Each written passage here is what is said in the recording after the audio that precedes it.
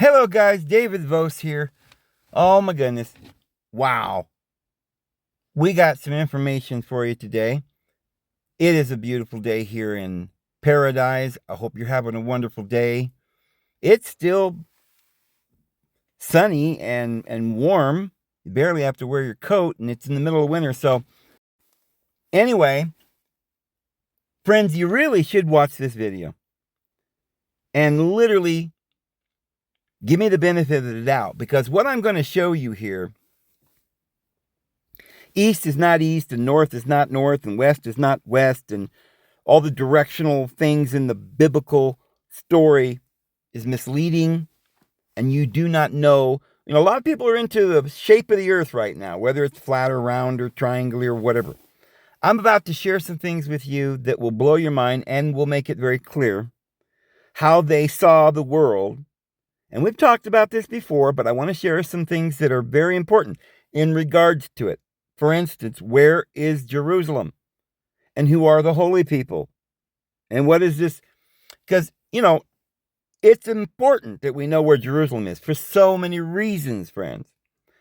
Because if we found out that Jerusalem was actually Heliopolis, that would make a big difference. But if we find out that that place over there in Palestine, which means, as we said the other day, the word is Sata, Palisata or something, and it means the city of Satan. If I can prove to you that the city of Jerusalem was in Egypt, on the Nile, where the Great Pyramid is today, then you could understand the great deception that is being foisted upon the world, that Israel is some little chosen group of people over there in a place that has nothing to do with anything this Bible is talking about, and those are not the chosen people, and that is not the chosen land, and that temple is not the temple where John the Baptist was preaching and baptizing, and Jesus was the high Zadokite priest. So let me show you. So look at Jeremiah chapter 1, verse 15. Let's just go to the King James Bible. It says, "For lo, I will call all the families of the kingdoms of the north, saith the Lord. And they shall come, and they shall set every one his throne at the entering of the gates of Jerusalem, and against the walls thereof round about, and against all the cities of Judah." The kingdoms of the north are going to attack Jerusalem. And there's a lot of other places that we could go to, but I think most of you know the Bible says that the kingdom of the north would attack Jerusalem. Who is the kingdom of the north? Well, it should be somewhere north, right?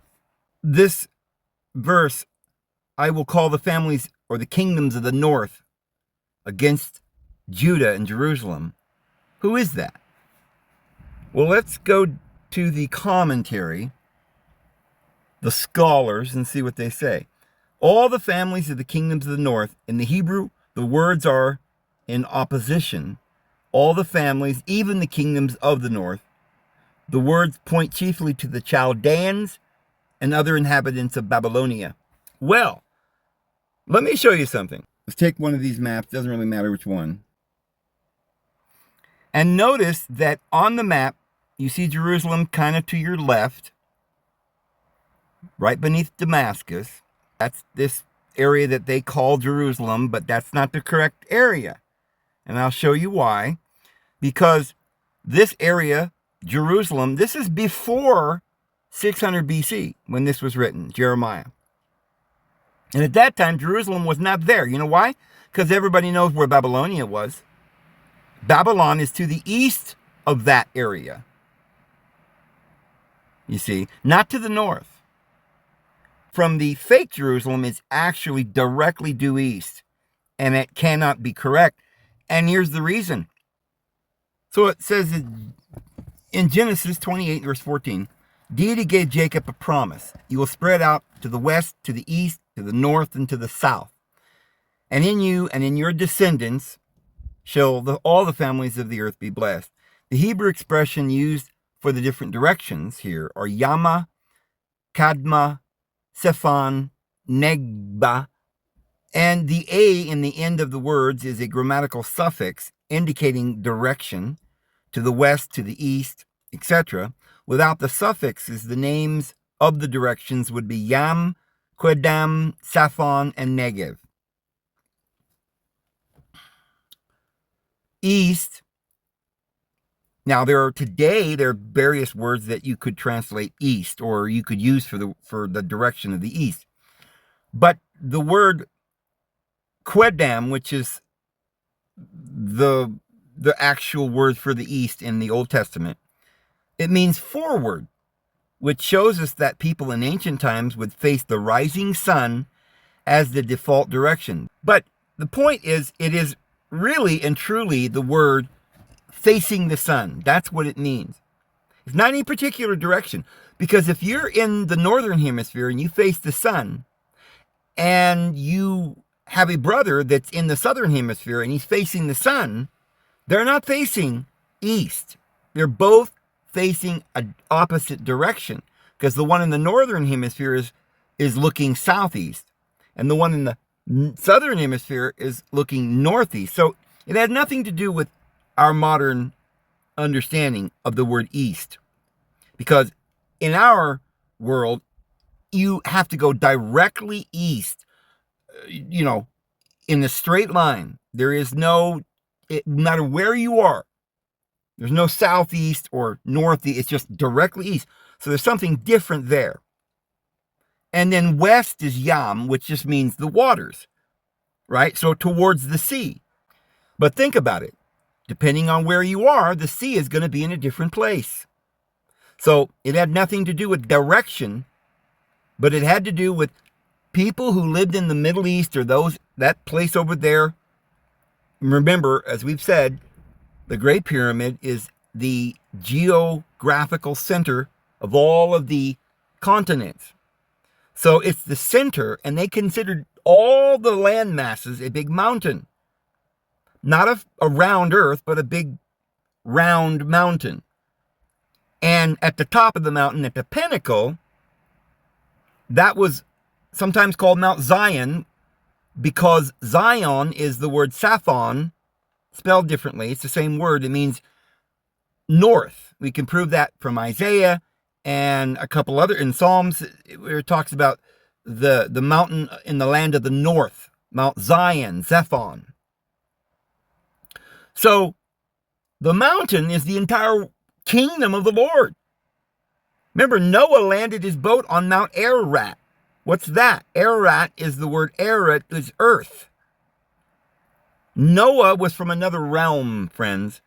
The ark he made was not a rectangle, two parts one way, one width the other, but it was 1/3, which is the ancient way they used to write pi, which is how you determine the circumference of a circle, because you need to go and times the radius, which is the width, by pi, or 3 times that amount.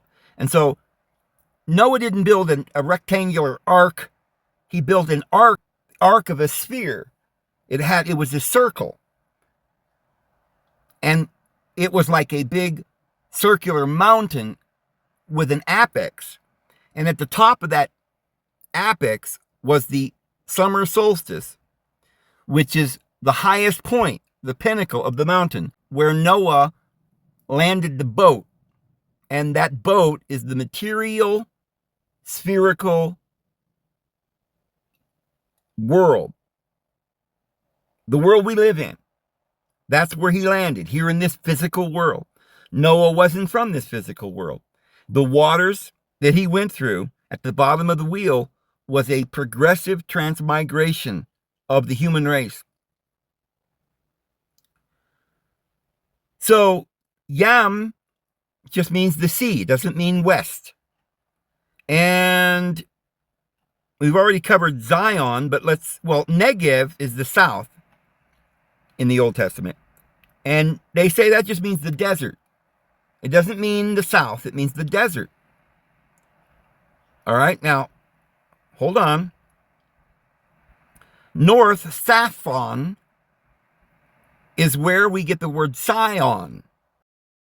Look at Isaiah chapter 14 and verse 13. Thou hast said in thine heart, I will ascend into heaven. Heaven's up, isn't it? I will exalt my throne upon or above the stars of deity. I will sit also upon the mountain of congregation. A mountain? Who is the congregation? The great congregation that spoken of in the Psalms, which is all the people of this earth, the great multitude. And where did the great multitude live? Along Galilee, or the circuit around the peripheral of the center or apex of the mountain. They live all on the mountain, but the top of the mountain is in the sides of the north. He sits upon the mountain in the sides of the north. Now let's take a look at what that word north is. Go to the interlinear. I will ascend the stars of deity. I will exalt my throne. I will sit on the mount of the congregation on the farthest sides of the north. Now there's the word Saphon. Look that up. Saphon. That's the word for north. And that's Mount Saphon, or the Mount Zion.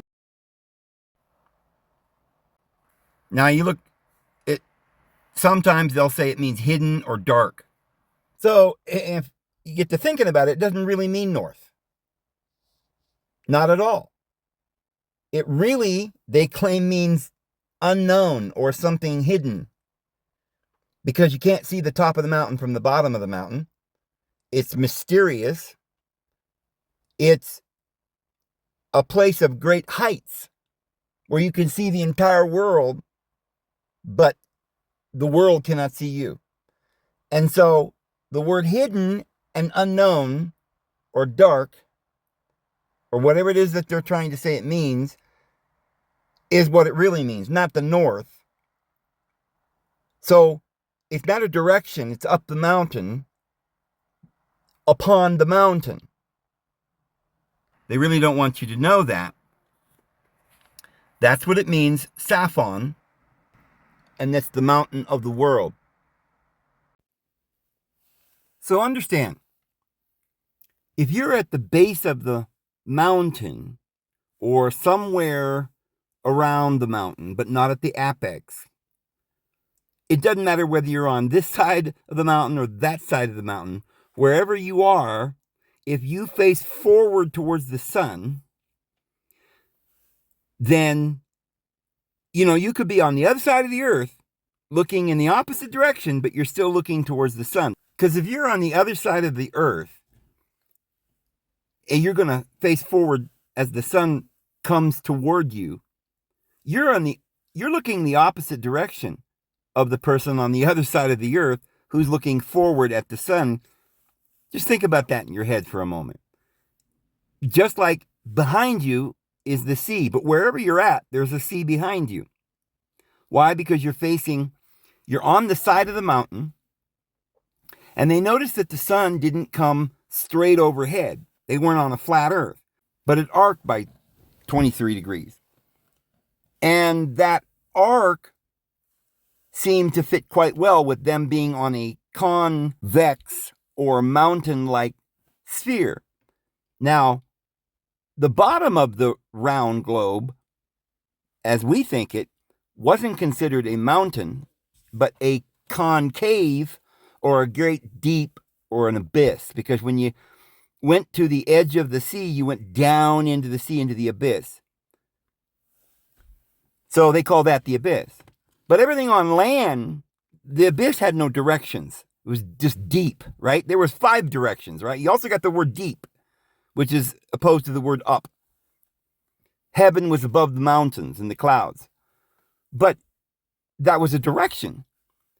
These other 4 things, forward towards the sun, the sea behind you. Why? Because you're standing on the side of a mountain and you're going to face towards the sun rising. It's going to be not coming straight over your head, but at an angle, proving that you're on a concave, rounded earth, which they assumed was a great mountain, the apex of which was up. So the south wasn't south. It was down there in the desert on the sands of the sea, right? And then the sea was the depths. So Negev wasn't even the word south. It was literally the word desert, the dry land. And these are the descriptions of their world, not the descriptions of a flat earth and north and south being on a straight line up and down, and east and west being on a straight line left and right. But their directions was up the hill towards the sun, no matter where you were on the earth. Completely different direction you're looking, because you're on a different side of the earth, but as long as you're looking towards the sun, that was the east. And as long as you were looking north, or today we call it north, but it was towards the pinnacle of the land masses of the world. But where was that? Was it the North Pole? No, it was Heliopolis, the pinnacle of the temple. And so you'll notice in the scriptures all the way through, when you go to Jerusalem, you go up to Jerusalem, right? No matter where you're at, you go up to Jerusalem. And if you're going down out of Jerusalem, because Jerusalem, or Uru, the light, the city of Zadok, righteousness, Horeb, Mount Zion, Heliopolis, Shemesh, the city of the sun, Heliopolis, was the crowning pinnacle, the peak of the great Mount Ararat. Noah landed his boat in Egypt, friends, and Noah is Anu, and the house of On is the house of Bethany, or Beth, house of On, where John, the last of the Zadokite priests, well, Jesus was the last of the Zadokite priests, but Onias, or John, was preaching somewhere beyond the Jordan River, or the Jordan Valley. And it was at the temple of Heliopolis where he was preaching and baptizing. And Jesus was there because he was taken to the pinnacle of that temple. But Jesus did go to the other temple, which was down. And if the top of the mountain is Heliopolis, then you go down anywhere from that. I mean, southern Africa's down from Egypt. East to India or China is down from Jerusalem. And anywhere up in Russia or Europe or whatever is down. You're going down. But only when you go to Jerusalem do you go up, which is Heliopolis. What does going up to Jerusalem mean? Is Jerusalem on top of a mountain? Question mark. Oh, of course not, you silly fool. Is that why they say you go up to Jerusalem? The city of Jerusalem stands approximately 2,500 feet above sea level. So if you're going to Jerusalem, you will have to go up. I don't know their point there, because that's not very high. There's certainly other places, even in America or anywhere around the world, that's higher than that. So Jerusalem is referred to in the Bible as the city of deity, joyful city, and desired one. Going up to Jerusalem is not just talking about the geographical location. In fact, Jerusalem was the site of deity's temple. Who shall ascend into the hill of the Lord? See, Jerusalem's on the hill of the Lord. And then it says Psalms 34, 3-5 gives us some conditions to access the holy hill, or the holy mountain of the Lord, deity's temple. Psalms 120 through 134 are also regarded as pilgrimage songs. Chapter 121 says, I look up to the hill from whence cometh my help. Now, to show you that point more clearly, let's look at Luke chapter 10, verse 30. In reply, Jesus said, a man was going down from Jerusalem to Jericho. When he was attacked by robbers, they stripped him of his clothes and beat him and went their way. Okay, again, if you're in Jerusalem, you're on the top. Anywhere you go from there is down. You see? And this is what is consistent throughout the Bible. One more verse should prove this point conclusive. John chapter 7, verse 8. And let's go with the King James. Go ye up unto the feast. I go not up yet unto this feast, for my time is not yet fully come.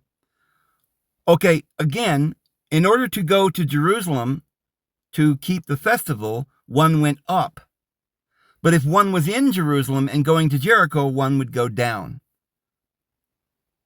I hope that is sufficient for most of you, and you can do some research and look this up yourself. But it's hardly been noticed by scholars until now. So look at this. Hosea chapter 12, verse 4. New International Version. He found him at Beth-El and talked with him there. New and Living Translation. There at Beth-El he met deity face to face. English Standard. He met deity at Beth-El, and there deity spoke with us. Berean Standard. He found him at Beth-El. Now, why am I reading all of these? Because all of our Bibles say Beth-El. But all of them are based on the Masoretic, lying Talmudic scribes. Because let me show you what it says in the Septuagint translation. And he prevailed with the angel and was strong. They wept and entreated me. They found me in the house of On, and there a word was spoken to them. Now this was pointed out to me by my good friend Joshua of the Sons of God Ministries. I'm absolutely impressed with Joshua and his studies and his investigations. I really think that Joshua is learning quite a bit and uncovering a lot of this information that we need to understand. But look at all the other translations say Beth-El. And the reason is because the Septuagint is the holy Textus Receptus that you have not been allowed to know or find out about. One of the reasons why is because they don't want you to know that Israel is not those individuals over there in Palestine, which we found out the other day. The word Palestine is the place of Set or Satan. Now, if Beth-El is the house of On, and we will show and can prove that On in the Bible is also sometimes translated Heliopolis. Let me show you. So the Goggle Brother says, what is the Hebrew name for Heliopolis? The name Heliopolis, which is the Greek name of an important solar cultic center in Egypt. We all know where Heliopolis is in Egypt. The Great Pyramids, where Cairo today is, does not occur in the original text of the Bible. Well, they're lying. The Hebrew name that is used in the Bible is a transliteration of the Egyptian name On.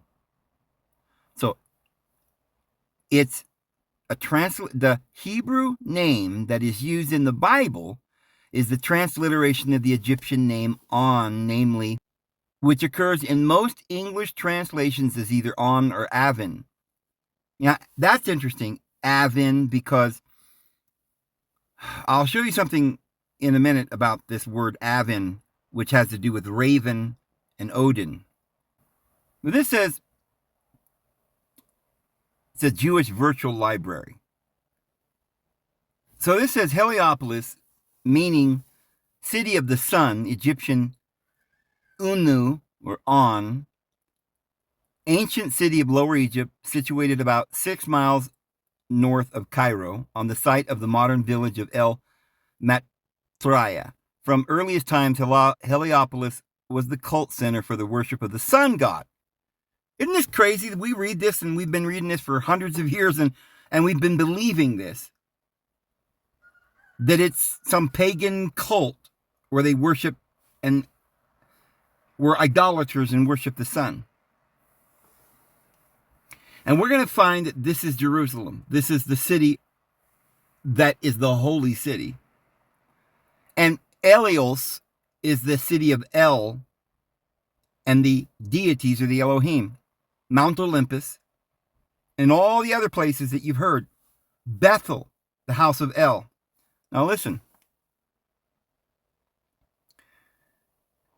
Usually in this manifestation as Re, remember it was also called the city of Ra, but also as Re Horiakti and Atum. Why Atum? Because it's the city where Adam died, and his skull is beneath the Great Pyramid in the pit. And that's the place of the skull where Jesus died, and we've talked about that. Although some form of sun worship existed, well, they don't know a darn thing, do they? They don't even know what sun worship is. It existed from the beginning of recorded Egyptian history.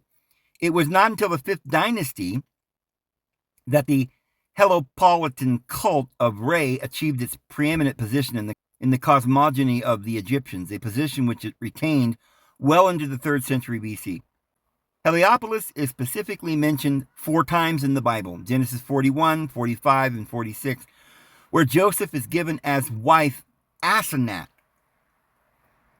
That's an Egyptian deity, Neat, Asenath, the daughter of Potipharah, the priest of On. So right there, you're told that the daughter of the Pharaoh was the priest of On, therefore lived in the city of On. But that's not, all we have to go on, that he was the priest of On. Because who is On, right? Anu, Noah. But it says, who must have been the high priest of Ra, or Re, of Heliopolis. The Ezekiel 30:17, where the prophet foretells the destruction of Egypt by the hand of Nebuchadnezzar, the Babylonian king, and mentions Heliopolis among the great cities to be destroyed. The prediction of the destruction of Beth Shemesh. The house Shemesh is the Hebrew word for sun. The house of the sun deity. Jeremiah 43 is also probably a reference to Heliopolis. Another possible reference to the city is in Isaiah 19:18, where, in view of the Egyptian context of the passage, the reading is Ha Heres, or city of the sun, as attested by Semiochus and Vulgate, is preferred by many scholars to the present Masoretic text, Eres, or city of destruction. So, this is the Blue Letter Bible, and this verse in Isaiah 19:18 says, in the King James Version, the city of destruction. And then the New King James Version, city of destruction. But look what it says in the New and Living Translation. One of these cities will be Heliopolis, the city of the sun. Okay? How did they get this word Heliopolis out of nowhere? The NIV is the city of the sun. So it looks like a lot of them have the city of destruction. Some of them have the city of the sun. Well, it's Shamash, that's the sun. City of the sun, city of destruction, city of destruction, city of destruction, city of destruction. City of the sun, city of destruction, city of destruction. Now look at this one. In the Darby translation, the city of Heres. Heres. So the Aramaic Bible in plain English says will be called Heres. And then the Septuagint says called the city of Asedek.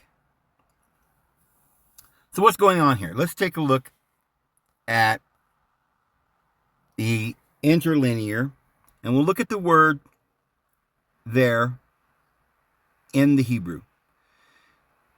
Notice they have in English of hosts, the city of destruction. But what is that word? It is ha-heres. So let's take a look at that word. It says it means an overthrow or destruction. And it comes from haras. And down here it says it comes from harak. Well, what is this word? So this is 2041. We go to the next 2042, harar. It's hill, mountain. And it's the same as har. Or are the city of light. Shamash, the city of the sun, is called the sun because it's the city of the light. And it's a mountain. It's the Great Pyramid. It's the city of Ra, or Ar, or Har. And they tell you it's destruction because they're lying. So now we know that this Heliopolis is a mountain or a edifice. And by the way, Jesus was taken by the devil up to the pinnacle of the temple. If he was taken to Jerusalem that we know of, or the one they've told us about, which is a square building and has no pinnacle, that would make it very difficult to understand.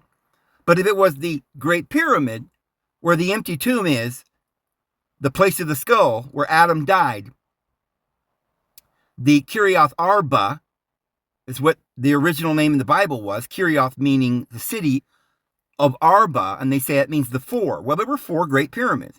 One of them was destroyed, and the city of Cairo is in that place today. But those four were monuments to Adam and Eve and Seth and the patriarchs. And later on, after the flood, Abraham, Isaac, and Jacob were buried there as well. And you see other pyramids there. But in the Hebrew, the name of the city is Har, or Ra, because Hebrew is backwards to other languages. To the Egyptian language, it's backwards. So sometimes in some languages you have the Ra, and sometimes you have the R, such as Horeb or Hor, or the mountain. The mountain of Horeb had a cave where Elijah went in. And everywhere you see the mountain of Horeb, it has a cave. Because if you'll remember, Abraham went to this great mountain, to the pinnacle, just like Jesus was, where he could see all the kingdoms of the world. And Abraham was told, look eastward, westward, northward, and southward, and all the land which you see, I will give it to thee, and wherever thy foot shall tread. Something similar happened to Jesus. He was taken to the pinnacle of the temple, which is the high mountain. Where is the pinnacle in Jerusalem? Well, James, the just, the Zadokite, right? The righteous, the brother of Jesus, was also thrown off the pinnacle of the temple. And falling headlong, he died because he prayed. And as long as that man was praying, they could not destroy Jerusalem. But this place that we've now determined is also Beth-El, or the house of El, and is also On, or the house of Anu. It's also Ra, or Ur, the city of peace. Ur is also R or Or. It's just the vowels that they decide to put in there. We say Uruzalem, but it's really Oruzalem. It's Or, and it means light, and it's where the city of Arba was, the city of light, and beneath the city of Arba was the Machpelah, or the Vortis spiraling cave that went down. And you can see, we've shown pictures, beneath the Great Pyramid, there is a great pit that represents the place where a tomb, where someone would be put. Now, inside the Great Pyramid, towards the top of the Great Pyramid, there is a chamber that leads to the king's chamber, and there is a sarcophagus which is empty, and that is the empty tomb of Osiris, which in our Bible is called La Osiris, or Lazarus. So, one of the names for the city is Har, or Ra. They're just lying to us about the destruction part. So why then does the Septuagint version Why then does the Septuagint version or translation say the city of Asadek? What could Sedek be? Well, we'd have to look that up in the actual Greek Septuagint. Well, we can go to the LXX in the Blue Letter Bible, and we go to Isaiah 19:18, and of course that's written in Greek, and you probably can't read that. You might be able to pick out a few words. That bottom word is polis, which obviously means city. So let's take a little look here and look at the interlinear for each of these words. What we're interested in is the city of Zadok, Esedek, that's written in the Septuagint, correct authorized version of the Bible. And there it is, Asedek. You see Asedek, Poli, right there on your left. That if you've ever read Greek, or some of you may not know the Greek letters at all, but that's Polis Asedek. So what is Asedek? Well, what does that word sound like in your head? Asedek. A little bit like Zadok, Melchizedek. Melech is king, and Zadok is righteousness. Look what it says. Some Hebrew manuscripts, the Arabic text, the Dead Sea Scrolls, the Targum, and the Vulgate refer to the sun, while the Septuagint reads Asedek, literally righteousness. Friends, this Hor, the mountain of light, Ra, or the city of Shamash, the sun, or the city of On, the city of Anu, or Beth-El, the house of El, is literally the city of righteousness, the city of Zadok, the high priesthood, the king. And when Abraham got the promise on top of the Great Pyramid and looked eastward, northward, westward, and southward, he was the father of all the nations, the father of all faiths, according to the Apostle Paul. And it was there that when Abraham came down, he met a man named Abimelech. And as we've said before, Abimelech is two words put together. Melech, which is the king, and Abi, which is the father. And so when we see in our Bible Melchizedek, the only reason why it's so important to us is because in the book of Hebrews it tells us, oh, there's something important there. The king of righteousness that met Jesus.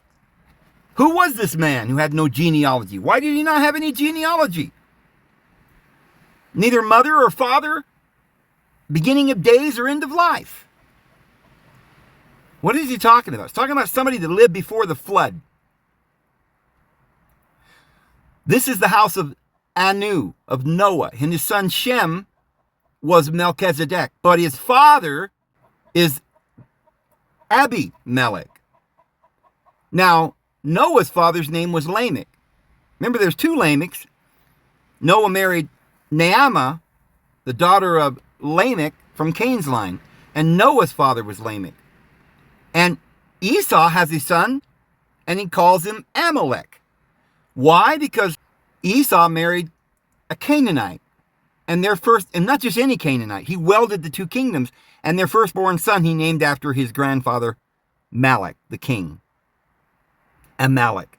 And the Amalekites were the people that were living there in the land, and this is why Abimelech was a Canaanite, and he was the father, the king, the great king of Zadok, or righteousness, because the hill that he reigned upon was the mountain of Horeb, the mountain of the true El, according to Exodus, not Sinai, but it is the hill of righteousness, the kingdom of righteousness, which is Heliopolis.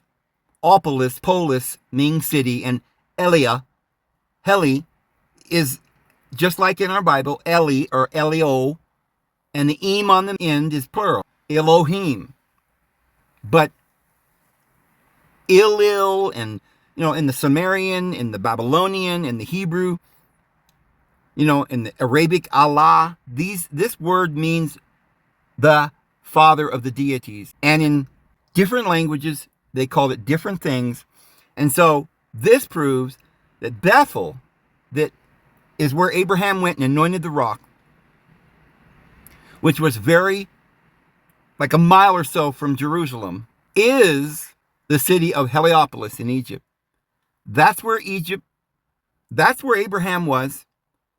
That's where Joseph, when he went down into Egypt, who married Asenath, who was the daughter of Shechem. And when the Canaanites ruled over the land, they actually called it the city of Shechem because it was his city. And there's no question, Shechem was not in Palestine, because we've got a book, a holy scripture book called Joseph and Asenath. And guess who Asenath is?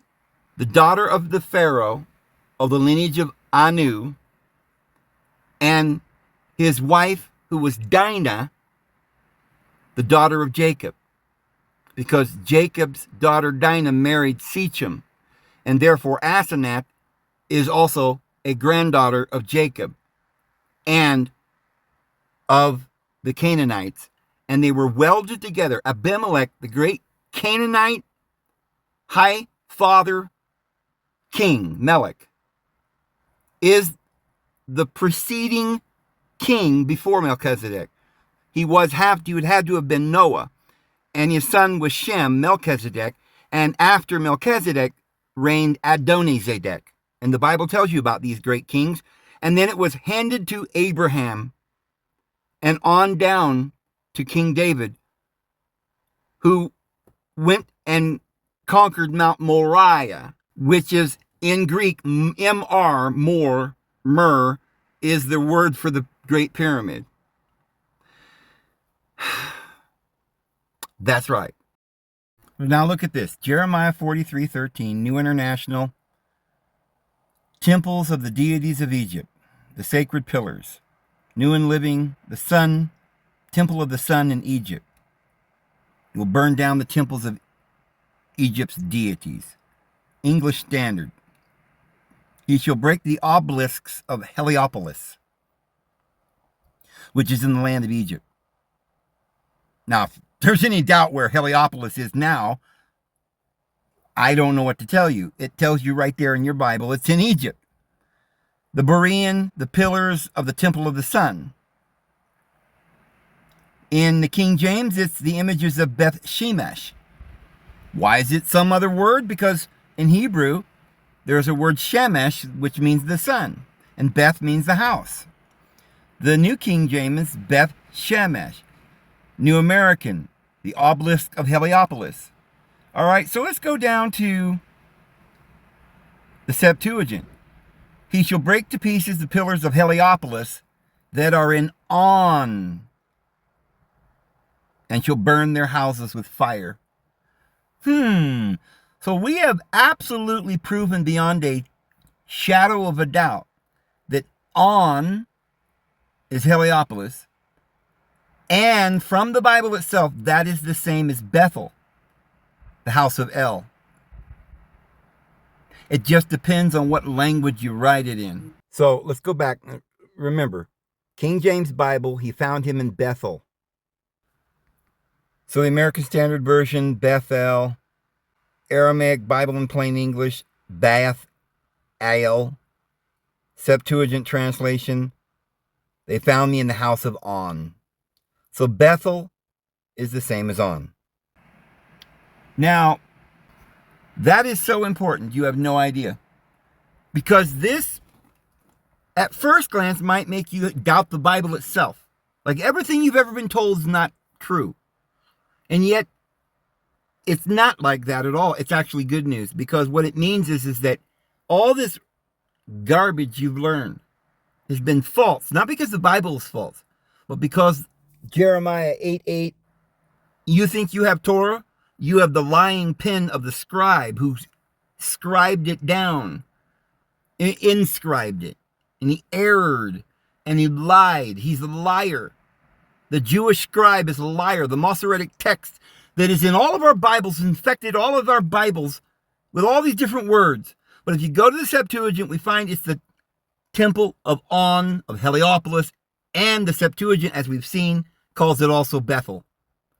Because it's telling you that these are just different names for the same place. And as we've seen, it's also the city of righteousness of Zadok, where Abraham met the king father, who would be Noah. Now, here's the thing. No Christians ever considered that Abimelech was Noah, because people believe that Noah and Abraham did not live at the same time. Now, I wonder why they believe that. Well, if you do a little bit of finagling, like Terah was 205 when he had his firstborn son, and and Abraham was 75 when he went, and you put all this together, it appears, because remember, Noah was 600 years old when the flood came, and he lived after the flood 350 years. So he was like 950 years old. But suffice it to say, they claim that Abraham was born 2 years after Noah died. Well, what's interesting is if you add up all of the children, because Arpachshad was born 2 years after the flood, and then you count up the years from his son and his son all the way down to Abraham, it looks like Abraham and Noah were alive at the same time. However, if you use other chronologies and mix it around in a bucket and see what you get, you're 2 years over. But think of this. When you say so-and-so was 30 years old when he had this guy, and he was 40 when he had that guy, and how are you getting exact dates that way? What I think is that Abraham, it was the kingship was transferred to Abraham, or at least it was promised to Abraham. It was still in the hands of Melchizedek, which was Noah's firstborn son, Shem. But Noah himself, in his old age, probably at the very last minute before he died, remember how Jacob was very old and he said, "Bring my sons, I want to bless them"? Well, Abraham got a blessing from the divine being, and the messenger brought it to him. Who are these messengers coming from this place of the grand heavenly city? Because Noah was considered a divine being, and Abraham was made the father through whom all the nations shall be blessed. And this was the blessing given to him by some guy named Melchizedek, who was the son of somebody named Father Melech, or the king father. Melech Zadok is the righteous king. And this is the city of righteousness that we just read about, the city of Ra, the city of Heliopolis, the city of Beth-El, where Abraham anointed that rock that was already there when he got there. So yes, Noah was alive when Abraham was born, but Noah probably died minutes or hours after he blessed Abraham. The Zadokite priesthood went from Noah, or that's Abimelech, to Shem, and Shem blessed Abraham, and it was transferred to Abraham, then to Isaac, and then to Jacob, and then on to Joseph, who went down into Egypt and became the great Pharaoh. Not because, he was such a wonderful young man. No, because he was the lineal descendant and heir of Noah, and through Noah of the line of Seth, and Naamah, Noah's wife, through the line of Lamech back to Cain. Friends, that's the truth. That's what the Bible teaches. All of these Judeans in the world that think that the Canaanites are evil have no idea. They're great rabbis, supposed to be so wise. They don't understand that Cain represents the flesh that was separated from his brother, his spiritual double. But the flesh is going to be redeemed. The woman's going to be redeemed. Naamah, remember Elimelech, who had a wife named Naomi, and they had a son who died and didn't have any heirs, so they got Ruth, who was a Moabite. Oh, one of these days we'll tell you about where these Moabites were in Sodom, Gomorrah, Lot. Lot was the son of Nahor, and that's probably where we get the word Horites, Nahor, because nobody knows where the Horites came from, but the Horites lived at this place called Mount Seir. And Esau went there, and it says he drove them out. Well, he didn't really drive them out. He intermarried with them because Esau married the Canaanite, and he also married into Ishmael, so that the Ishmaelites and the Canaanites and Keturah's sons, the Midianites, were all one nation, mixed with the Canaanites, the Horites, who were in the land. And they married into the Canaanites. And the Horites were also the Moabites, or the children of Lot. And it tells you that. The rabbinical literature tells you that the 5 cities of Sodom and Gomorrah and the 5 dependent cities that were destroyed by fire and sulfur are the 5 which represents the 5 senses, which is the material, physical, outer world that must be destroyed by fire. As Jericho and the walls that came down also represent this outer material thing to save the harlot Rahab, the Canaanite woman inside. The Canaanite woman is Ruth, is Rahab the harlot, is Naamah, Noah's wife, daughter of Cain and daughter of Lamech, and also the mother of the descendants of the world.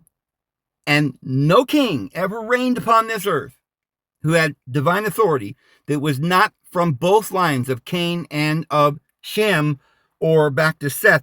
And by the way, Seth is supposed to be the good line, right? Well, in Egypt, Seth is the one who killed his brother Osiris. Seth killed Osiris, but in our Bible, it's the other way around. Cain kills Abel. Now that's pretty interesting. But yeah, a lot of the original Christians talked a lot about Seth, and they had Sethian Gnosticism and stuff. We'll get into that one of these days. That's a deep, deep rabbit hole to go down. And I tell you that Jesus Christ married Mary Magdalene, who was Mary of the Magdala, which is the tower at Heliopolis. She was the high priestess of the city of the sun. And the Judeans didn't like that because Yahweh divorced the woman and made her a slave and segregated all the other deities and said, I will not allow you to worship the other deities. Yahweh's never considered the Most High. He made himself the Most High, but it tells you in the book of Psalms, he is one of the deities on the council of the Elohim. He was one of the deities. He was the son of El. And El is the father of Jesus, and El is the father of Yahweh, because Jesus and Yahweh were brothers. And that is Cain and Abel, my friends. Anyhow, I see we're coming up on an hour, and I'm going to stop it there. Looks like a good spot. And boy, we got some good information packed into that one. I hope you enjoyed that, and I hope it helped, because it is imperative. A lot of these videos that I do, I think sometimes people don't really believe that what I'm saying is true. And I'm happy when I do a video where I feel that we made the points clear enough that I think anyone could get this. And it just literally gives me happiness to know the truth. And to know that the Lord loves us and that he has a plan. And he doesn't err. We do. You know, to be human is error. But in the end, he's got a plan. We've got a destiny, and we're going to fulfill it. And we're almost there, guys. It's going to be wonderful. I hope you have a wonderful evening. May the Lord bless you guys, and I'll see you guys tomorrow. Have a good one.